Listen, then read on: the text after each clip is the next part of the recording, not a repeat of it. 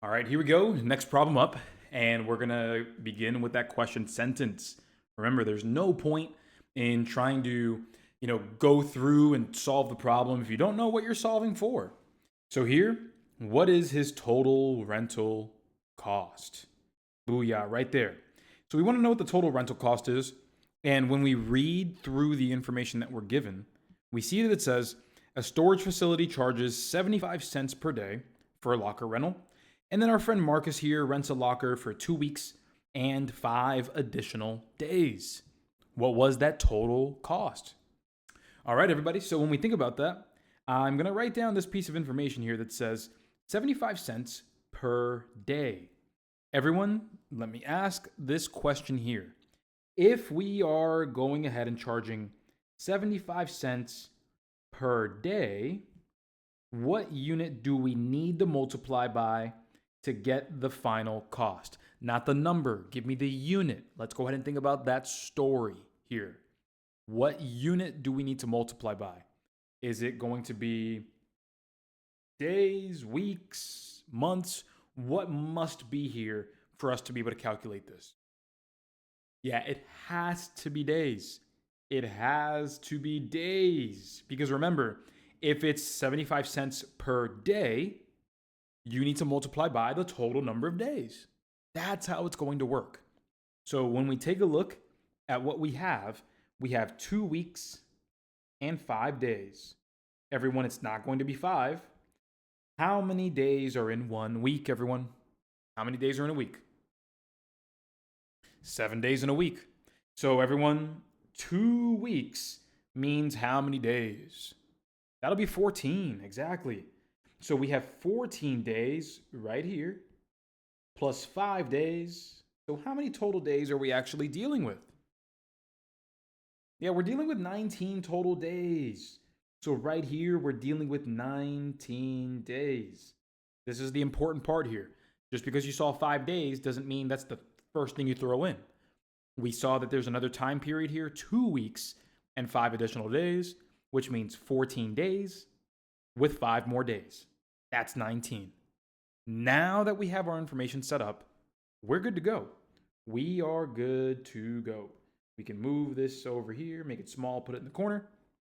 And now what we'll do is we'll multiply 75 cents by 19, and that's it. We'll be done. So let's make sure to do this the proper way. When we're multiplying by decimals, we'll ignore that decimal, and we'll just bring it back at the end. So we can treat this like 75 multiplied by 19. So 5 multiplied by 9 is 45, and we'll carry that 4. Then we have 7 times 9, which gives us 63. Carrying the 4 gives us 67. Now we'll go ahead and move forward with a 0 here so we can start working on this 1. So as we continue, we're going to have 5 times 1, 7 times 1, and then we add everything back up, giving us 5 plus 0. 7 plus 5 is 12, carrying the 1. And then we essentially have 7 plus 7, which is 14. And just like we said at the end, we're going to take the decimal places 1, 2, bring it back 1, 2, and there we are. The final answer to this problem here is going to be $14.25 to rent 1 locker for 19 days, which is pretty good, which is a pretty good deal if you ask me. So there we are. The correct answer here is going to be B, $14.25. So here we are with this new problem, and this problem's question sentence says, what is the new population? Okay, sounds good. So one more time, it's asking again, what is the new population? So everybody, let's highlight that right there. The new population is what we're looking for. And what the information says here is that a town has 50,000 residents and grows by 12% in a year. What is the new population? Okay, sounds good. So what we want to know is that new population. Here's the clue is that it grew by 12%. Now, everybody, if we were to take that 12% and go, hey, 12% of the 50,000 residents, That's going to give us the new population.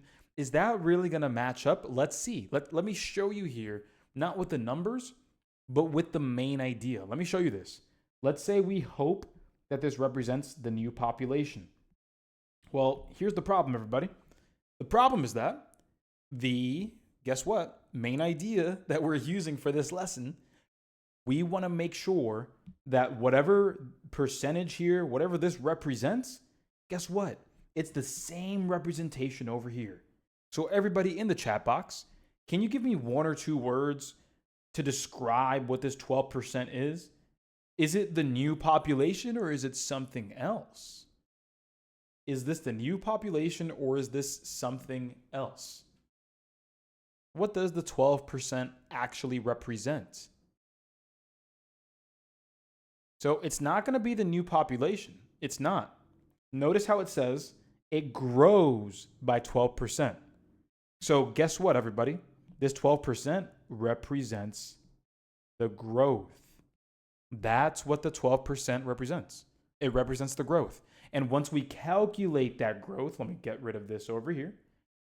Once we calculate that growth, what do we want to do with that calculated growth and the original number of residents?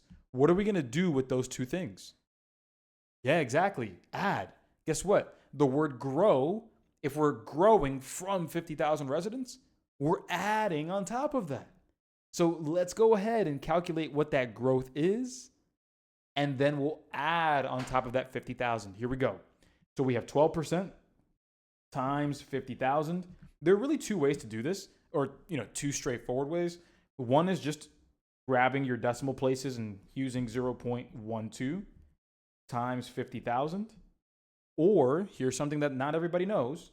Here's something that everybody knows that is pretty useful, and it's this. Everybody, pop quiz. How many times are we moving the decimal place when we're converting a decimal or a percentage to a decimal? How many times again? Yeah, that's twice. Hey, guess what? Here's a cool little neat trick. Instead of doing it over here, you can actually do it over here. And the reason that I'm saying doing over here makes sense is because guess what happens? A 0 and a 0, we're not going to miss that. So instead of saying 12% of 50,000, we can just turn this into 12 times, look at this, 12 times 500. Everybody, which one looks easier? Option A or option B? Which one looks easier to you? Option B for sure, right?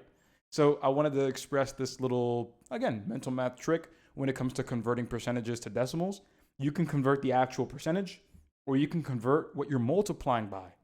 You can move that over by 2 decimals if you'd like to. In this case, it made sense because guess what?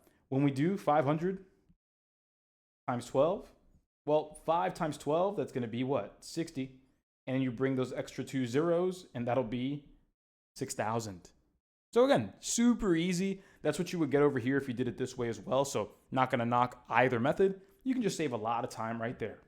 But nonetheless, everybody, we have our 6,000. But guess what? That's not going to be the answer. That's not going to be the answer simply because, everybody, 6,000 is what we are growing by. That's the 6,000 new people that this town got as residents. So if we already had the 50,000 that were there already, and we add the 6,000 new residents, that's what's going to turn our population, our new population, into 56,000 residents. And that's why the correct answer here is A, not D, but A.